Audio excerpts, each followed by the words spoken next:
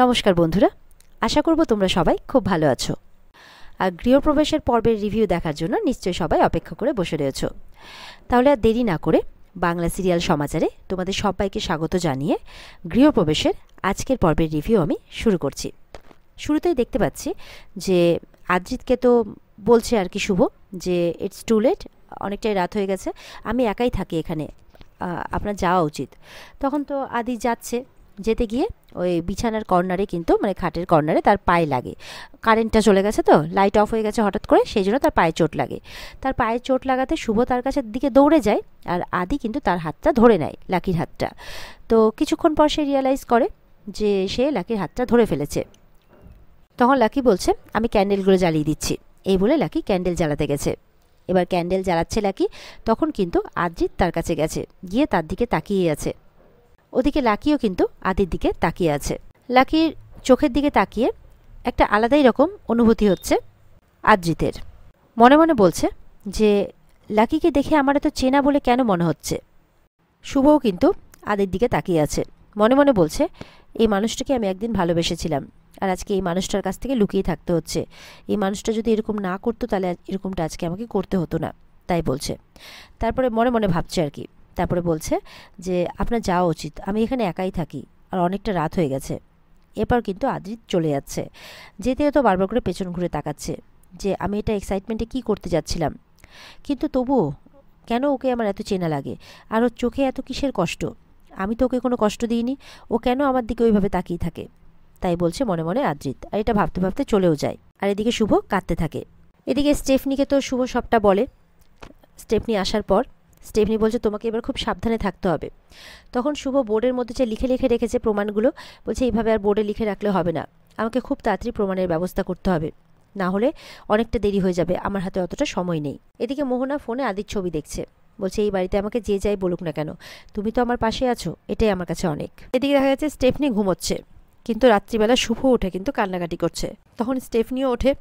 শুভ বলছে নিজের ভালোবাসার মানুষকে এত কাছ থেকে দেখার পরও তাকে না পাওয়ার যন্ত্রণাটা যে ঠিক কতটা, সেটা আমি বলে বোঝাতে পারছি না। তখন স্টেফনি বলছে তোমরা দুজনেই খুব কষ্ট পাচ্ছ। তখন শুভ বলছে তাই কি, আমাকে ছাড়া কি আদ্রিত সত্যিই কষ্ট পাচ্ছে? মনে তো হয় না, আদ্রিতের কাছে তো এখন অন্য কেউ আছে। এদিকে মানে আদ্রিত বাড়িতে এসেও কিন্তু শুভর কথাই ভাবছে, মানে লাকির কথা। আর বলছে না, মোহনার ব্যাপারটা আমি পরে দেখব, আগে লাকিকে নিয়ে যে সন্দেহটা আমার মনে হয়েছে সেটা আমাকে সলভ করতে হবে অ্যাট এনি কস্ট। এদিকে দেখা যাচ্ছে যে নন্দিনী বলছে যে এই আমরা না সকাল সকাল ডেলিকাডিল আমার মানে আমার বর বাচ্চা এরকম ওই দুধ কমপ্লেক্স খেতে পারবে না, আদির মাকে বলছে। তখন পুরবী বলছে কি, আমি সকাল সকাল আমার নাচের ক্লাস ছেড়ে তোমার জন্য আমি ওই লুচি পরোটা তরকারি এসব বানিয়ে দেবো ভাবছো? কি পেয়েছো, তোমার চাকর পেয়েছো?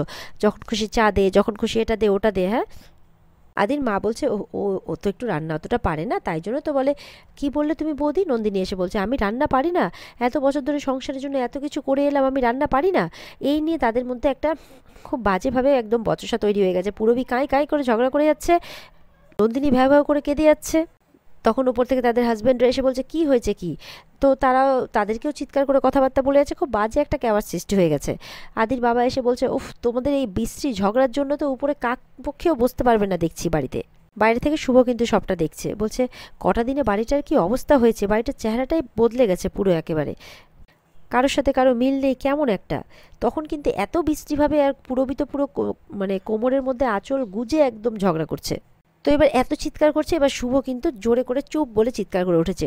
সবাই থেমে যায়, বলে আচ্ছা ঠিক আছে, কাউকে করতে হবে না, আমি করছি আজকে। আর ব্যাস, যেই শুভ বলেছে যে আমি করছি, লাকির রান্না কারোর পছন্দ না, কিন্তু লাকি এত উদ্ভট উদ্ভট টাইপের রান্না করে, কারোর পছন্দ না। ব্যাস তখনই একদম পুরবী, নন্দিনী আর আদির মা সবাই মিলে না বলে চিৎকার করে উঠেছে, তাকে রান্নাঘরে কিছুতেই যেতে দেবে না।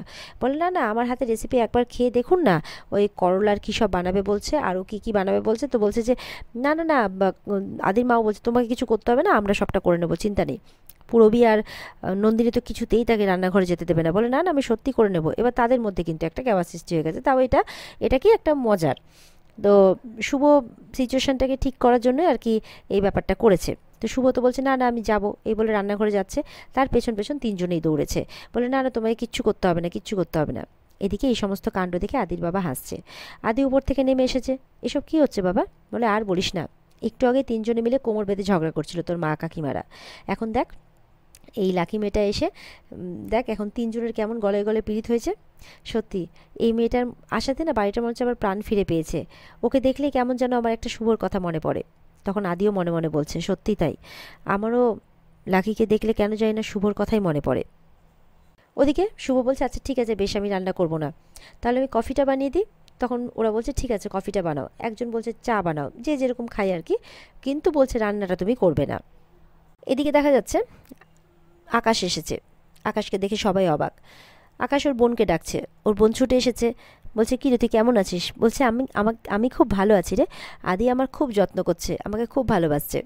আকাশ মনে মনে বলছে কি ব্যাপার, আদির মধ্যে এত বদল হঠাৎ আমার বোনের প্রতি, এটা কি আমার ভয়ে না কি ব্যাপার?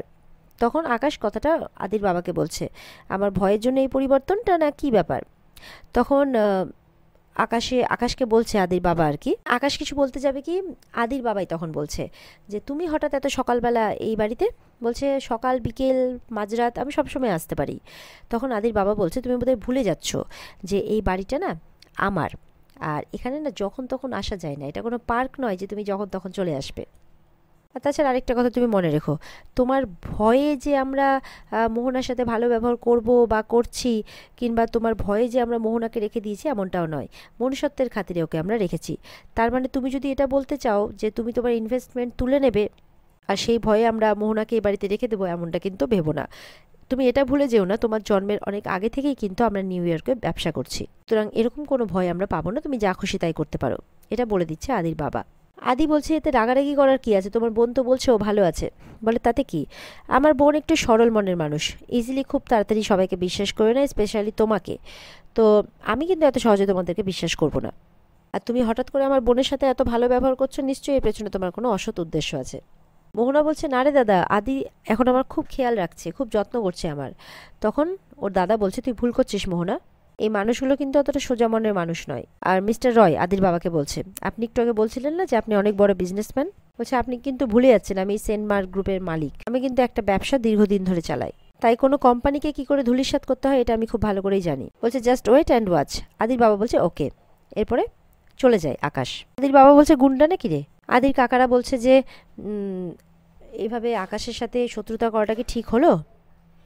যে ওর তো অনেক টাকা ইনভেস্টমেন্ট আছে। আদির বাবা বলছে থাম তো তোরা, ইনভেস্টমেন্ট আছে তা বলে কি ওর ভয়ে আমরা চুপ করে থাকবো? দুদিনের ছেলে আমাকে এসে থ্রেট করবে?